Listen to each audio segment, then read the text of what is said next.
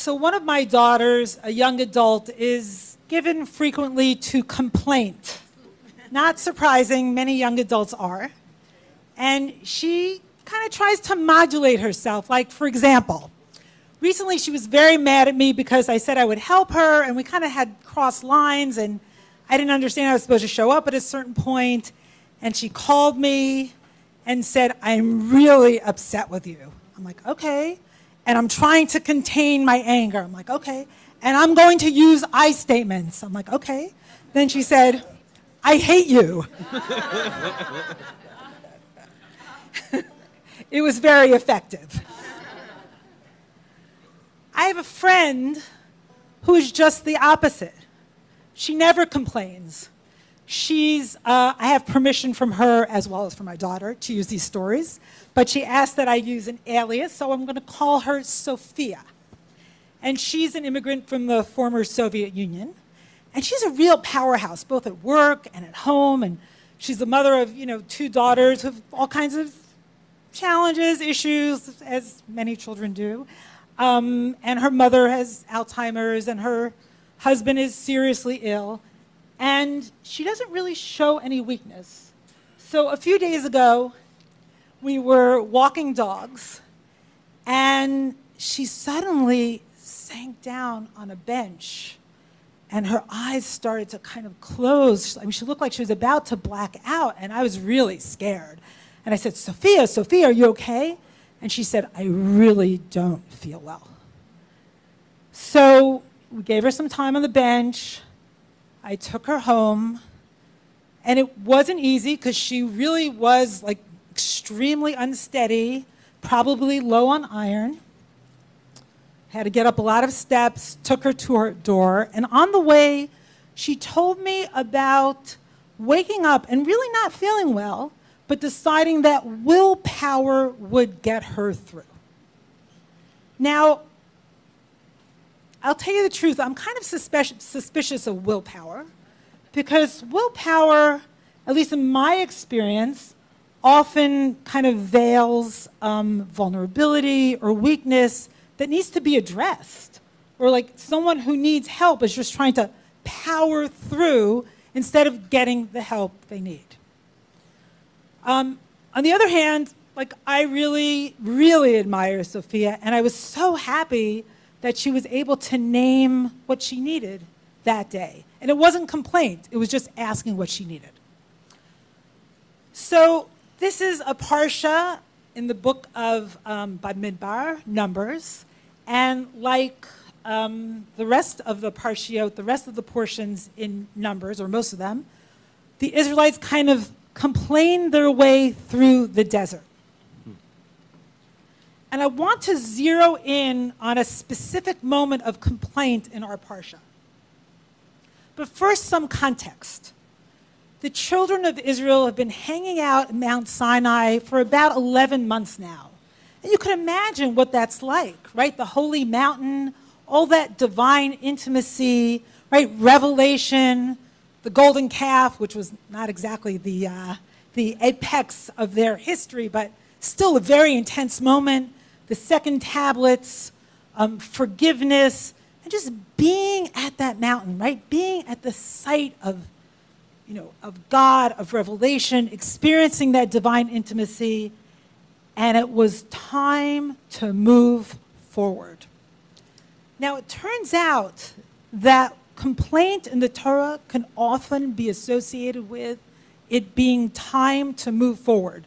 Like when the children of Israel were on their way out of Egypt, they said to Moshe, "Why are you taking us out of Egypt? Weren't there enough graves in Egypt that we're going to die here?" And then on the other side of the Sea of Reeds, again, they're complaining. They want water, right? Water, water, water. But again and again, they want to go backwards. And again, God wants them to go forwards towards the promise. And here's what happened. Here's the line. Actually, before we get to the line, remember that the Israelites were all organized and finally ready to move. And the cloud of glory lifts to indicate that lifts from above the Mishkan, from above the portable tabernacle, to indicate that it's actually time to move. And there are these incredible words that we actually sing on every Shabbat, right? Right? Just as they're moving, Moshe says, Vayehi bin so Aharon, Vayomer Moshe, Kuma Adonai, V'yafutzu oivdecha, V'yanusu misanecha, mipanecha. So these words actually originally have nothing to do with the Torah. Here's what they mean. Whenever the ark was to march on, Moshe would say, arise for battle, Adonai, that your enemies may scatter, and those who hate you may flee before you. So the Israelites are following the ark. They're following Moshe. There's a cloud of glory that they're following, and they have these incredible words of protection. You know, everything's sort of setting them up for success, for moving forward. And what do? They kind of collapse. And they begin to complain. And here's what they say. Or at least here's what the Torah says in Numbers chapter 11. Now the people were like those who complained. It's a very strange locution over ill fortune in the hearing of Adonai. Vayhi ha'am ki mitonanim ra be'oznei Hashem, vayishma Hashem vayichar apo. So why now? And why especially, my question is, why were they like complaining? Why weren't they just complaining? Why is the Torah sort of using that, strange locution? So if you look at the word mitonanim, the root could be understood as grief. So this was a grievance. But God heard it in God's ears as ra. God didn't hear it as grief. God heard it as annoying complaint. Now, one could understand God's position, right? So God has everything arranged to go forward. They got through Egypt. There were the plagues, the sea split. They stood at Sinai. Right here again, they're following the cloud of glory. God's taking them to the promised land, and they begin to complain. I mean, I can only understand why God would be so disappointed, right? Where is his partner? Theirs partner. Where's the divine partner for the promise? Nowhere to be seen. Instead, God has these complaining children. They're not fit to go into the promised land. So again, whenever there's movement, there's complaint. And one could say, whenever there's movement, there's also grief. How can the children of Israel leave their beloved mountain behind? And how terrifying it is to move into the wilderness, right, into this land of unknowing. But if we read it as grief, we could only imagine God maybe, instead of getting angry, doing something different.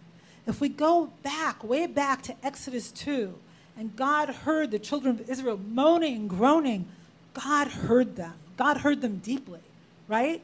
God heard them, and that actually put the wheels of liberation into motion, right? When God hears grief, the grief of God's people, something happens. But here God can't do it. And again, it's understandable.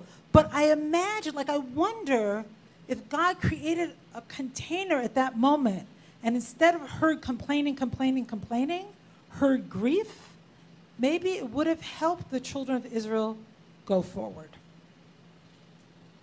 And I know as a parent, it's hard, right? You hear the criticism, you hear the I hate you, you hear the sometimes constant complaints, and it's hard to hear it as a legitimate sort of maybe ask.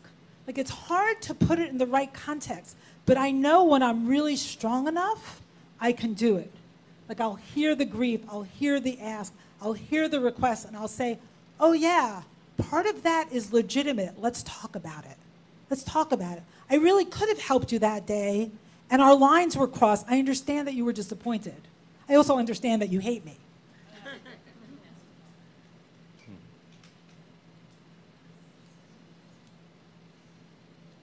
I often see our times as kind of grief-drenched times, coming off a terrible pandemic with millions of people dying, and we're still in the shadow of that.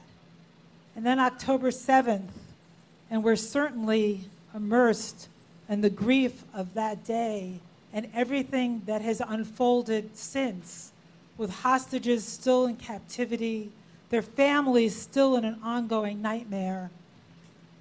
Anti-Semitism growing around the world. I was horrified to read what happened in France this week.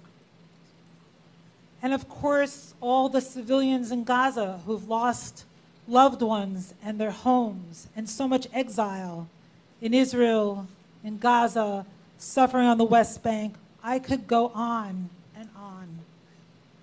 And I wonder if in this moment, as we also think forward to the next elections, for some of us with dread in our hearts, I wonder if we move forward instead of with the idea of powering through, of willpower, of actually sharing our grief and our vulnerability and saying, at this moment, I really can't go forward. I can't make it.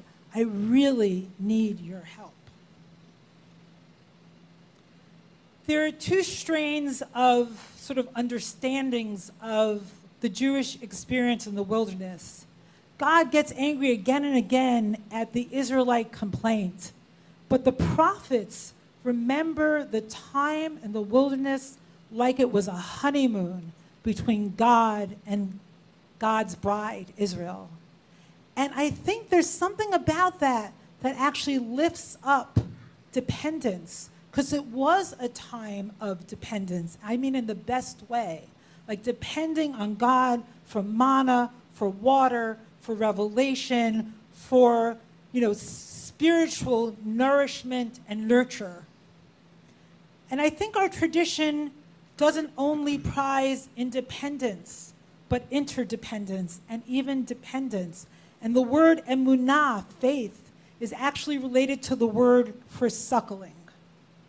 Right? So when we're faithful, we are depending and willing to put our trust in the divine, or trust in something bigger than ourselves. For those of you who are not comfortable with the word God, there are all kinds of holinesses and sanctities in this world that we might turn to and depend on. I think it's time to dare, to have the courage, to have the strength to tell the truth about our weaknesses, about just how vulnerable we are, and if we can, to actually, with all those sort of naked vulnerabilities, to reach out to one another, to our friends, to our family, to our community, because we're going to need each other.